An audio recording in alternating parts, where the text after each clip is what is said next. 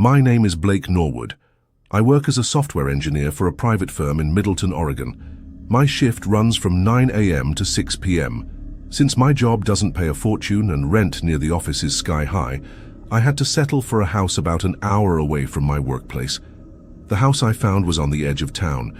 It was surrounded by overgrown bushes and tall grass, and the nearest neighbor was almost a quarter-mile away. It wasn't much, but it was quiet, and it fit my budget. Every day was the same. Wake up, take the long bus ride to work, finish my tasks, and return home. I'd cook a quick dinner, watch a movie on my phone, and go to bed.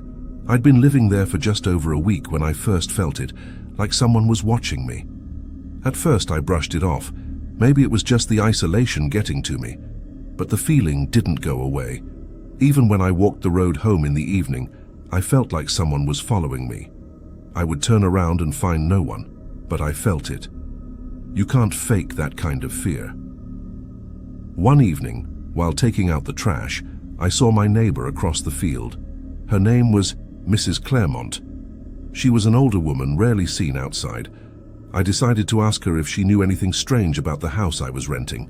She paused for a moment and then said in a low, cold voice, "Before you, a man named Carlton rented that house. He stayed for only 5 days. Why did he leave so soon?" I asked, trying to act casual. He said he saw a blurry shadow moving around the house at midnight. When he called out to it, it ran to the attic room. He followed with a flashlight and saw it more clearly, a woman in a white nightgown opening an old trunk. When she heard the sound of the floorboard, she looked straight at him and chased him out.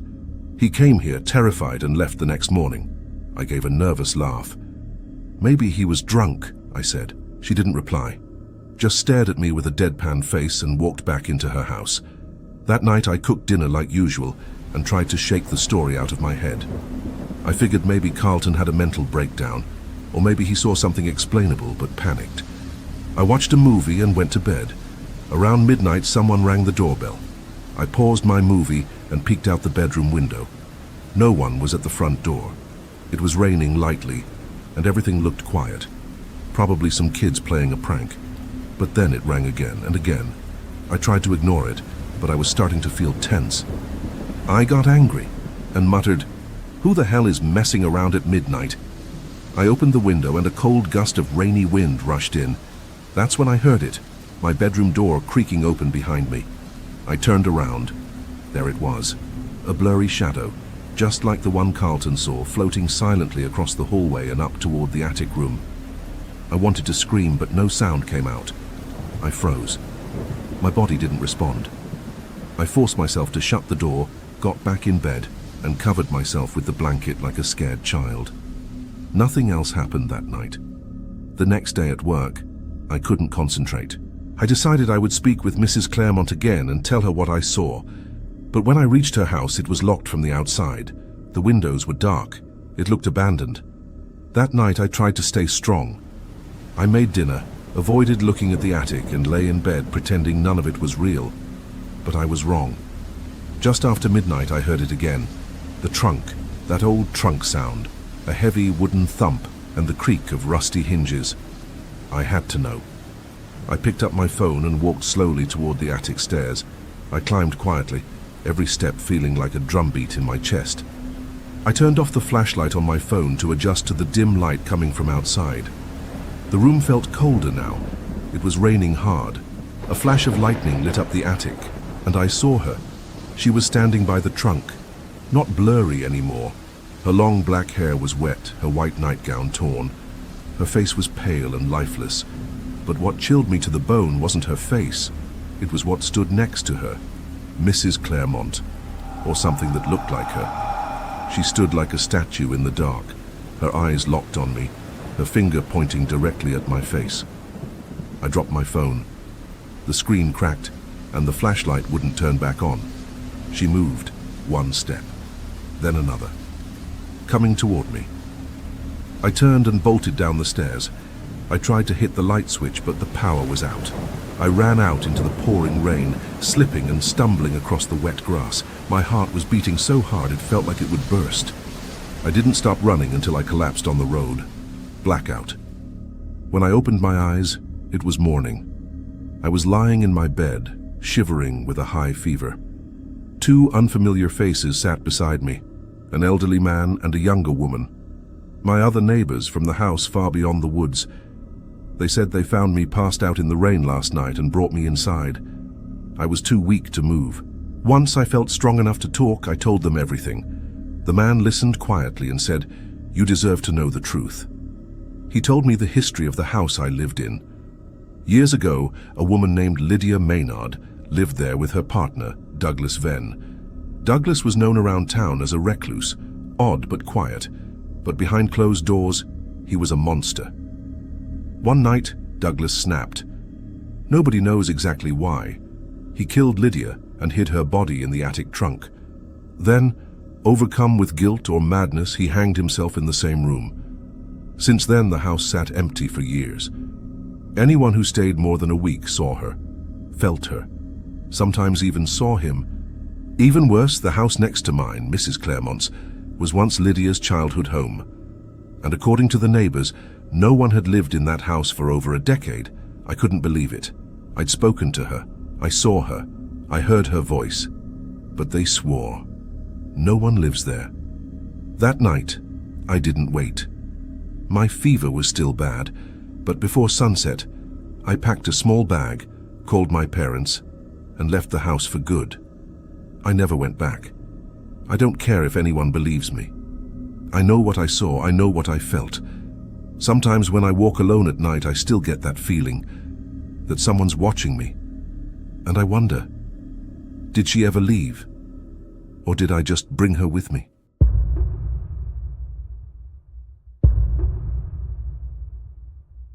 My name is Alden Frost, and what I'm about to tell you happened 6 years ago in a small, sleepy town called Willows Creek, Oregon. I was just a kid then, not more than 10 or 11, but I remember every second of that night as if it happened just yesterday.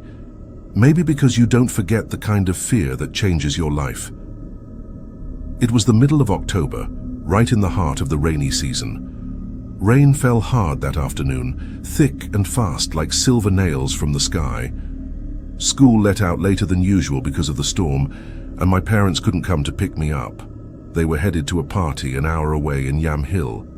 My sister, Evelyn, was home already. She was 17, old enough to watch over me. To get home, I had to take the back road. That meant passing by the old Fincher graveyard. No one used that road anymore, not since the strange things started happening after the last burial. Something about the grave of a man named Elias Grain. I didn't know him, and I didn't want to. The townspeople said they saw shadows moving around the cemetery late at night, heard whispers and screams when no one was there. One guy, Mr. Dentley, tried to take a shortcut through the cemetery road last summer. He said he felt something watching him. That night, he woke up drenched in sweat, shivering with fever. He never passed that road again. But I didn't feel anything when I walked past that day.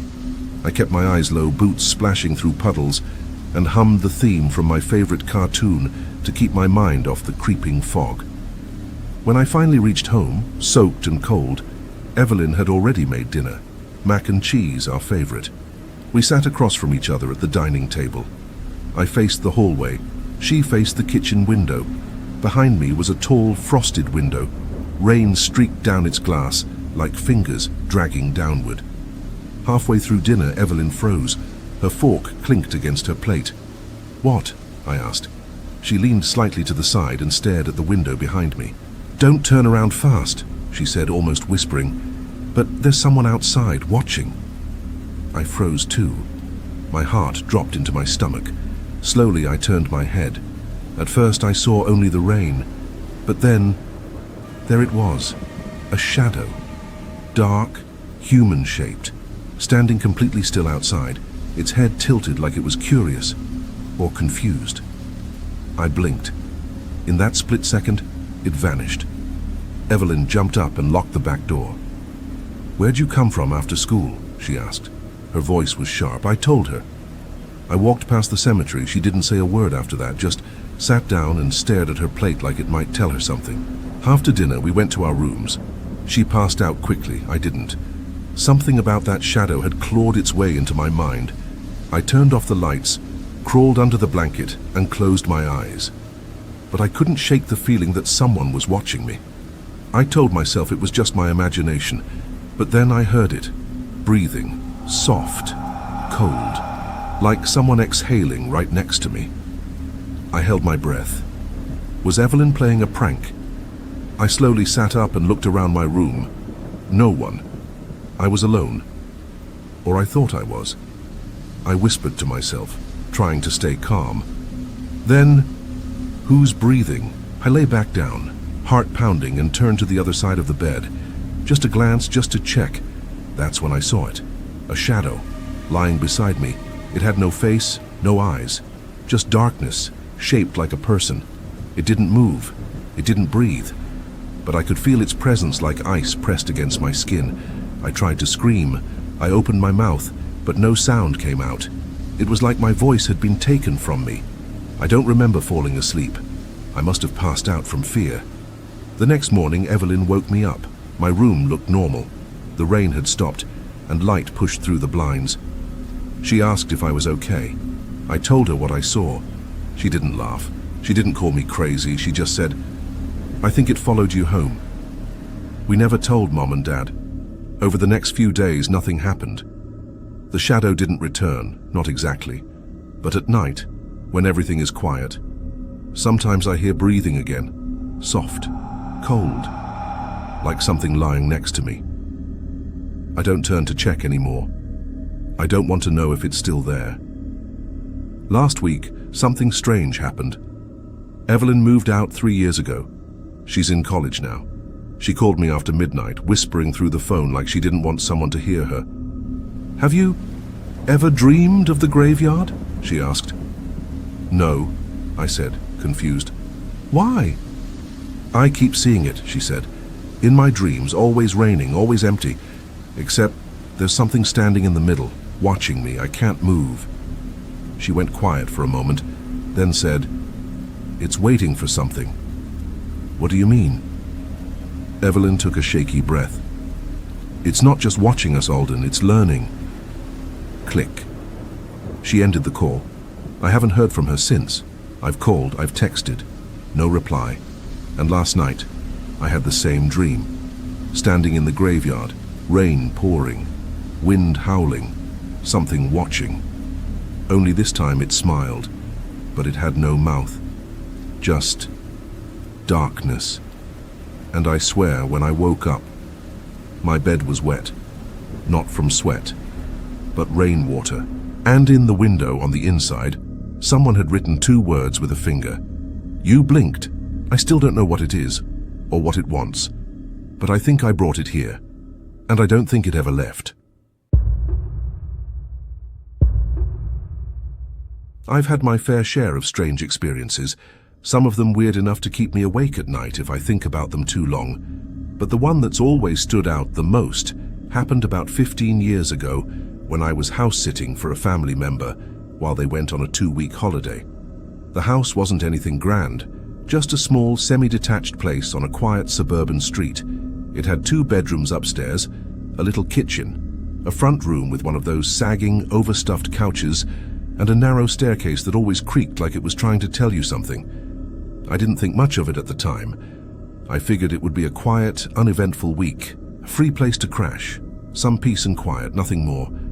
But I remember how from the very first night I kept hearing things. It was subtle at first, a floorboard creaking above when I knew no one was there, a faint shuffle, like someone dragging their feet. I told myself it was the neighbors. We shared walls after all. I knew that kind of house. Sound traveled in funny ways. It was probably just someone next door walking around, nothing to be concerned about. But as the week wore on, I started hearing noises that didn't feel like they were coming from the neighbors, footsteps when the house should have been still, a thump against the wall in the middle of the night. Once I could have sworn I heard a woman humming faintly upstairs when I was downstairs, alone, eating cereal. But I pushed it aside. Logic always gave me a way out. I didn't want to seem paranoid. I wanted to believe that I was just being jumpy in an unfamiliar place. Then came the storm. It was my 6th night in the house. I was lying in the spare bedroom, propped up in bed with my laptop, scrolling through old YouTube videos and half watching some ghost hunting show. Outside, the weather had taken a turn, Heavy rain tapped insistently against the windows and roof. Every so often, thunder would rumble deep and low like a warning in the distance. Lightning would flicker against the curtains, casting strange shapes that danced for just a second and then were gone. That was the night everything changed. It was late, maybe close to 1 a.m. when I heard the footsteps. Not from the neighbors this time. Not faint, not distant. They were on the landing, just outside the bedroom door. Slow, deliberate, heel to toe, like someone walking barefoot on the old wood floorboards. I paused the video, held my breath and waited. Silence. Then another step, closer. I stared at the door, heart thudding in my chest, but I told myself again that it had to be something explainable. Maybe the house was just settling, or my mind was playing tricks. I turned the laptop off and told myself I was being silly. I stood up and crossed the room to turn off the light. The second I flicked the switch, darkness swallowed the room whole. The only illumination came from the occasional flash of lightning behind the curtains. I stood there for a second, letting my eyes adjust, but something felt wrong. The room was colder. The air felt thicker, like it didn't want to be breathed. And there was a faint smell, old and stale like mildew and lavender mixed with something sour. I walked back toward the bed, and halfway there I felt this sudden urge, almost panic, like I was being watched. I don't know what came over me, but I sprinted the last few steps and threw myself under the covers like a kid hiding from the boogeyman. I lay there, completely still. The rain tapped against the roof. Thunder cracked again, closer now. A low moan of wind curled around the house, and then I felt it. At the foot of the bed, the mattress dipped. Not like the wind had moved the sheets, not like I'd imagined the pressure. This was deliberate, heavy. Something had just climbed onto the bed. I froze. At first I told myself it was my imagination, just the weight of the blankets shifting. Maybe I was dreaming. But then it moved. The pressure at the foot of the bed shifted. Something was crawling forward. Slowly, heavily. I was lying on my side, knees slightly bent, trying not to breathe too loud. Then I felt it. A foot, cold, clammy, and undeniably real, slid into the space between my knees. I felt the weight of it through the blanket. The toes brushed my skin. I bit my lip to stop myself from screaming. Then I heard breathing, shallow and ragged just behind me, hot and wet against my neck. That was it. I couldn't take it anymore. I yanked the covers over my head, squeezed my eyes shut, and started whispering every prayer I could remember. "Please, please, please just go away," I muttered into the darkness. "Just go away." And then, nothing. I don't remember falling asleep. 1 second I was shaking under the blankets, and the next, it was morning. Sunlight streamed through the curtains. The rain was gone. Birds were chirping like nothing had happened. But I knew something had. I felt it in my bones. I got up, dressed, and went straight to the front room. I didn't set foot in that bedroom again. For the rest of the week, I slept on the couch with the TV on and all the lights blazing. I didn't care how much electricity I used. I just wanted to feel like I wasn't alone in the dark. When my family returned, I told them everything. I expected them to laugh, maybe accuse me of watching too many horror movies while they were away. But instead, they looked at each other and went pale. "Oh shit," my cousin muttered. "We should have warned you." "Warned me?" That's when they told me about the mirrors that had flown off shelves and shattered in the middle of the room. About how my cousin's wife had once woken up screaming, convinced something had been trying to smother her. About how they'd both seen a woman, an old woman in a nightgown, run through the living room and disappear straight through the wall. I stared at them, horrified. "And you didn't think to mention any of this before asking me to stay there?" They looked sheepish. "Honestly, we thought maybe it was just us, like maybe we were stressed or imagining stuff." They moved out of that house not long after, and once they did, the weird stuff stopped. They've never had another experience like it in any house they've lived in since. A few years later, we found out more. Apparently, the house had belonged to an elderly woman who had lived there her entire life. She'd passed away in the upstairs bedroom, quietly in her sleep at the age of 93. Her grandchildren inherited the house and decided to rent it out. I don't know if she was the one who climbed onto the bed that night. I don't know if it was her spirit, lonely and confused, or if something darker had taken up residence in that house after she passed. All I know is that what I felt that night wasn't a dream. It wasn't sleep paralysis. It wasn't my imagination. Something climbed onto the bed with me. And some nights when the wind howls and thunder rolls in the distance, I still remember the weight of that foot pressing between my knees, and the sound of something breathing just inches from my face.